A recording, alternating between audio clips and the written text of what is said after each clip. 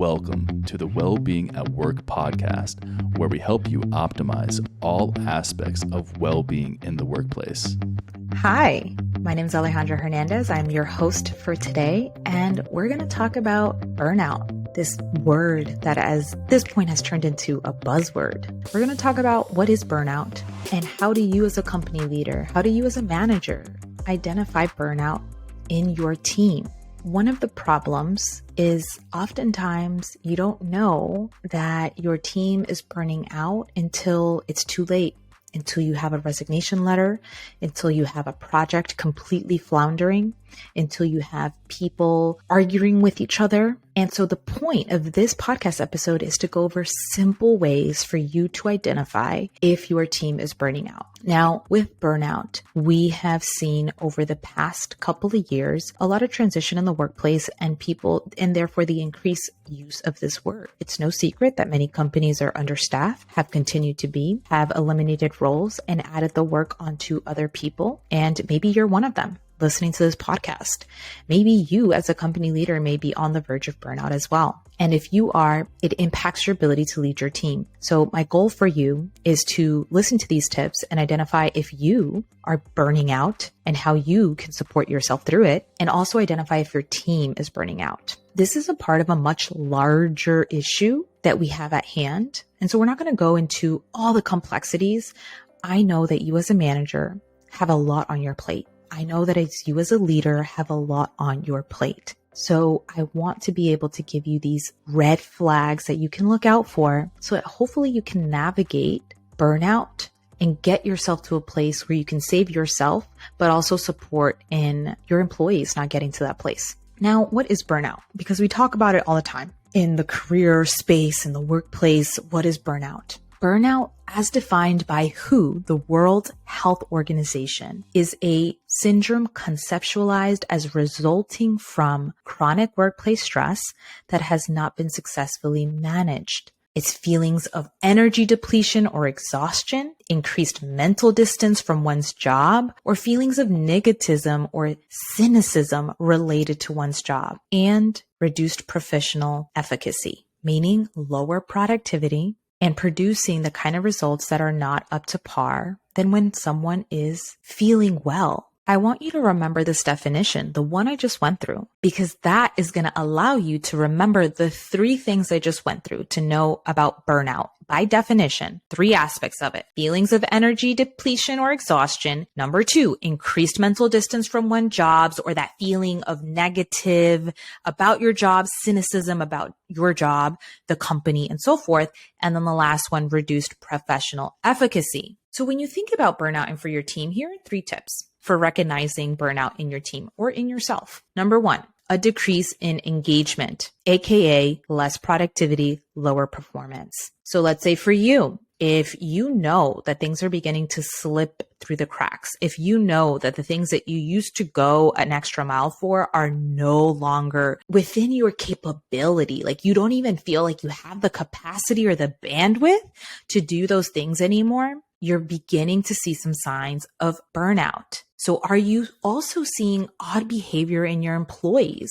Like, are you looking at your employee and you're looking at, let's say, Rebecca, and you're like, that's not like her. It's not like her to do those things. It's not like her to perform in that kind of way. And I encourage you to dig and really ask questions and see what's going on, and refrain from judgment and refrain from idolizing certain people. And I've heard what I mean by that is, for example, there's some managers that we talk to that I've been in conversation with who then think that by telling their employee, like, Rebecca, I expect so much more from you. Like, I'm just disappointed. I'm concerned. Like, what's going on? You're leading with your disappointment, and that's going to make it difficult for someone else to feel safe and like they can really express themselves to you, because people don't want to feel like other people are disappointed in them. That's not a good feeling. It's one of those things that actually sucked more for me when my mom would say, I'm disappointed, than when she would be angry at me. Because disappointment is a really difficult emotion for you to blame on someone else.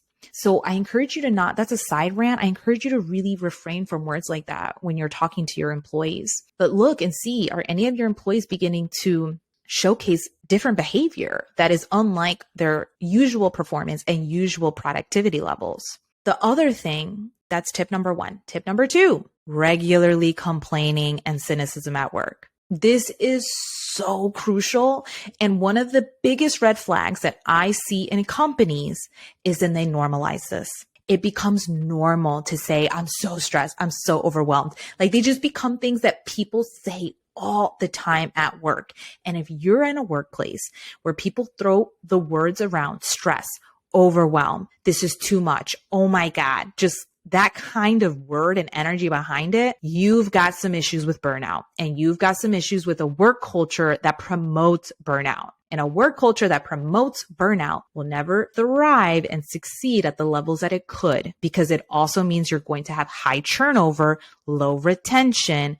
People are going to bounce out of there. Number 2, with the regular complaining and cynicism, pay attention to people's language, what they say at work, where people make it funny and joke about how much work there is to do and how stressed people are. That can become a very addicting thing to do. People then become addicted, and it becomes a part of the culture to be stressed and overwhelmed. And human beings want to fit in, generally speaking. And so if stress is what fits in, stress is what people will do. It's contagious. It's also why when people are generally happy, other people start to get happy, because that stuff is contagious. That's another way to see if your team is burning out, if there's regular complaining and cynicism. And if you, as a company leader, are the one exhibiting those, you better believe that that is going to trickle down. So check yourself as well. Where are you exhibiting this behavior? And number 3, people leave work even if they like the work, even if they're with people that they enjoy. And number 3, if you see that people are leaving, if you're scratching your head and you're like, why are people leaving? Or another way, if you're blaming people, if you as a company leader are going, oh my gosh, these people are just so sensitive. Nobody wants to work anymore. People just come and go. There's no loyalty. If you're saying those words, I highly encourage you to start looking inward, start looking at company culture, because those statements and those words are not going to help you increase retention. It's not going to help you ensure that your turnover remains low, because all that's doing is blaming outwards. That's not actually a solutions-oriented mindset, which is what company leaders should practice on a regular basis. Solutions-oriented, meaning what is going to support me and having a solution long-term to the issues that I'm seeing. Blaming externally, which I actually see quite commonly, is not going to help. So if you notice that people are leaving, despite the fact that maybe they even enjoy the work that they do, and maybe they even have friends in the workplace, people that they enjoy being with. If people are leaving, you've got to start asking questions that go outside of blaming other people, but start asking questions about the circumstances, the environment that is leading to that behavior, aka quitting. These 3 tips, a decrease in engagement, less productivity, lower performance, regular complaining, regular cynicism, and people leaving despite enjoying maybe the work and despite having some friends are big red flags that your team is on the verge of burnout. Now, what does it look like once your team or once you or once another person has burnt out? What it looks like is you may have someone come in and they have to take paid leave, or they put in their 2-week notice and you're completely shocked. Or maybe they don't even put in a 2-week notice. Maybe they just go, this is my last day. I cannot do this anymore. All of these put you in a difficult spot because now you have another person that's left the door. So how do you begin to really see not only the red flags for burnout, but how do you begin to support your employees through that? Have conversations with your employees. Talk to them if you're beginning to see that decrease in engagement, the less productivity, the lower performance. Talk to them. What's going on? Asking them questions. Is everything okay with you? Is everything okay with your family? Is there something at work that is proving to be very challenging for you?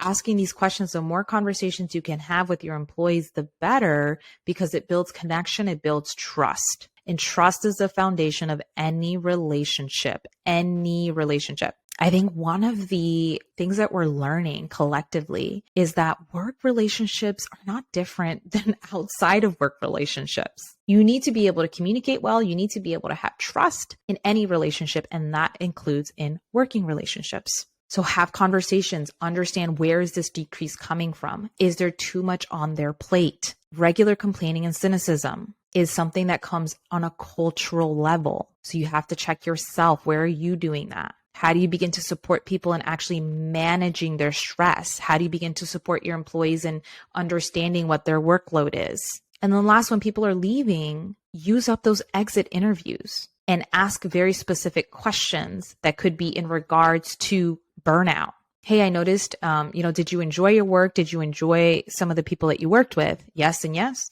Okay. Do you feel like you had too much on your plate? Do you feel like the expectations we had of you were unreasonable? And if you want to swap out the word unreasonable, do you feel like the work expectations that we had from you were too much for what you were able to do? Do you feel like, this is another question here, do you feel like we equipped you with the appropriate resources to accomplish your projects? As we go through a huge transition in work and workplace culture and how we navigate work and how we view work, we have a huge difference also in generations. And that's why I really went heavy on the blaming thing, because I hear it a lot. I hear a lot of the complaining and blaming externally. Oh, it's the Gen Zs. They're always on TikTok. They just want everything right now. And I'm not saying that you're wrong, and I'm not saying it's not true, and I'm not saying it is true. I'm simply saying it's not helping you. As a company leader, it's not helping you. It's not providing a solution. It's not helping you get to a solution. So how do you get to a solution? With generational differences, you're having millennials and Gen Z come in and they're not tolerating the burnout. They're leaving. They're saying, bye. I don't need this. I deserve better. So whether or not you believe it's right, it's important to see the differences in generations and their behaviors and what they're willing to accept from work. Burnout, people's well-being, as younger generations go into the workplace, they're not willing to sacrifice their well-being for work. And being that we are all about well-being at work, we don't think that they should either. And we don't think that you should either, which means we get to change the game, because many people who would just accept burnout and move on are no longer doing it. They're leaving to other companies that are supporting them much more. If you see these 3 red flags, start having conversations with people, start assessing your workload as a company leader, and start delegating what needs to be delegated, and have a proper conversation with whoever you report to and say, my team's on the verge of burnout. We know what happens once it gets there. People leave. I want to stop this train in its tracks, and I want to be able to have more time to turn this train around. You're also going to have to make powerful requests as a manager, as a leader, to ensure that you can steer your team correctly. And it's important that you recognize that this is incredibly productive for you to do, because when you lose people on your team, you know it sucks. You know it sucks to have an empty seat. And then you have more of that work being distributed to other team members that are already on the verge of burnout. And guess what? Pushes them over the edge. This stuff is not individual. This stuff spreads. Negativity spreads. But so does positivity. So does the help and support that you can provide. So ask for what you need to as a manager in order to be able to put more time in having the conversations with your team members to see what the source of the issues are and how you can address them at the best of your ability. Maybe your team is overworked because you're understaffed. So you have to rework what is needed from the team in order to ensure that they stay, in order to not have them burn out because they will leave, or they will stay, but they will give you below the bare minimum. You don't want bare minimum. And they don't want to give you bare minimum either. That's the thing too. Your employees don't want to give you bare minimum. It freaking sucks to give bare minimum. It sucks. It doesn't feel good. Part of work is to feel like we're contributing, to feel like we're doing something, contributing, creating something meaningful. So when we can't do that, it sucks. So it's a vicious cycle where nobody wins. Recognize these 3 red flags, start having more conversations. Don't just bypass the regular complaining and cynicism. Address them by understanding what is the root cause, and then keep a solutions-oriented mindset. How can I solve this? How could we solve this? Those are my 3 tips and how to resolve them. I hope this was helpful for you. Put at least one of these to practice this week. I'll catch you in another episode. Bye. If you found this podcast valuable, we invite you to check out our free checklist, the 5 action items to optimize your workplace today. You can grab yours over at www.optiwellbeing.com. That's OPTI wellbeing.com. Get yours now, and we'll see you there.